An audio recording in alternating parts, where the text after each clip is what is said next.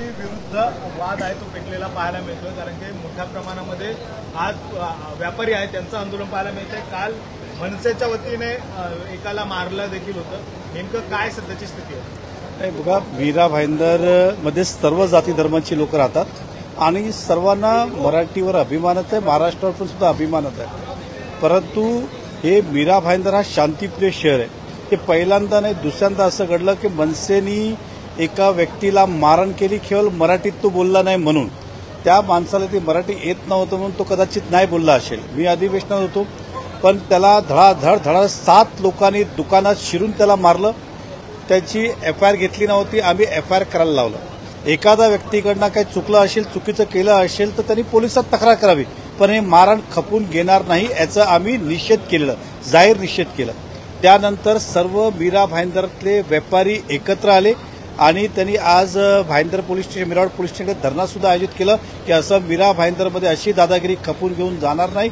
आणि आज अविनाश जाधवजी हे सुद्धा मीरा भाईंदरला आलं आणि त्यांनी बुडबुडावेचे आरोप लावले की हे सगळी खेळी भारतीय जनता पक्षाची किंवा नरेंद्र मेहताची आहे। यावेळी व्यापारी सर्व संघटित झाले, एकत्रित झाले की अशा प्रकारची दादागिरी सहन केली जाणार नाही, म्हणून व्यापाऱ्यांनी स्वखुशीने तो मोर्चा काढला आणि आम्ही काढला असतं, लपून छपून नाही काढलं असतं, खोलूनच काढलं असतं। मराठीवर परत मी बोलतो, आम्हाला अभिमानच आहे, महाराष्ट्रावर सुद्धा अभिमान आहे, परंतु अशा प्रकारचं मारहाण करणं हे कधीही खपून गेलं जाणार नाही। आणि मी त्या व्यापाऱ्यांच्या सोबतच आहे, मागून नाही तर समोरून त्यांच्या सोबत आहे, पण तो आंदोलन आज जनहितामध्ये झाला हा मला त्याचा अभिमानच आहे। अविनाश जाधवांनी थेट आरोप केलेले आहेत की जो 40 सेकंदाचा फक्त व्हिडिओ दाखवला जातोय, त्यापेक्षा पुढचा व्हिडिओ पण तेवढंच महत्वाचं आहे, कारण की त्यांना ज्यावेळेस विचारलं की इथली भाषा कुठली, तर त्यावेळेस देखील त्यांनी हिंदी सांगितलेली आहे, मराठी भाषा त्यांना माहीत नाही।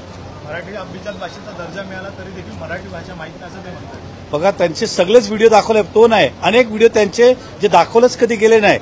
किती वेळा शिवीगाळ करतात, किती वेळा मारहाण करतात, कधी कधीच तो व्हिडिओ बाहेर येतात, सगळे दाखवलंच पाहिजे। परंतु आमचं परत म्हणणं आहे, एखाद्याकडनं काही चूक होत असेल असं वाटत असेल तर तुम्ही तक्रार करा, कोर्टात जा, सरकारकडे जा, पण स्वतःहून मारहाण करणं हे खपून घेऊन जाणार नाही। अविनाश जाधवनी जे काही आरोप केले सगळे ते आहेत, त्याला आम्ही निषेधच करतोय। आग्रीकोळ्यांच्या जमिनी आहेत त्या विकून खरं तर हे सगळे व्यापारी इथे वाढलेले असं देखील बघा, आग्रीकोलींचा तो शहर आहे आणि त्या शहराची प्रगती त्या ठिकाणी सर्व जाती धर्मांचे लोकांनी सर्वांनी मिळून ते प्रगती केली आहे। आज आग्रीकोली पण पुढे गेलंय आणि तिकडे राहणारे लोक सुद्धा पुढे गेली। एखादा गावाचा शहराचा विकास करायचा असेल तर सर्व जाती धर्मांचे लोक ज्यावेळी एकत्र येतात त्यावेळेस तो विकास होता। आम्हाला आग्रीकोलीवर पण अभिमान आहे आणि इतर जातीवर पण अभिमान आहे। नाही, 100% आता FIR ती झालेली आहे।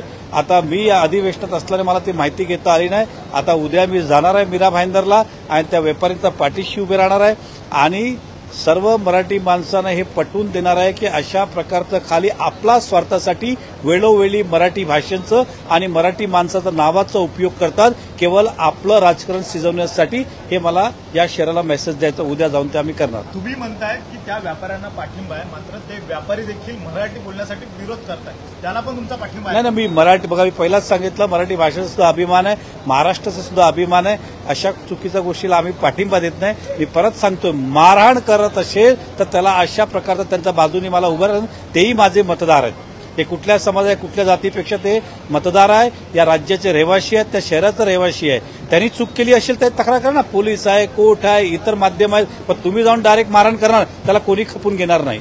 धन्यवाद।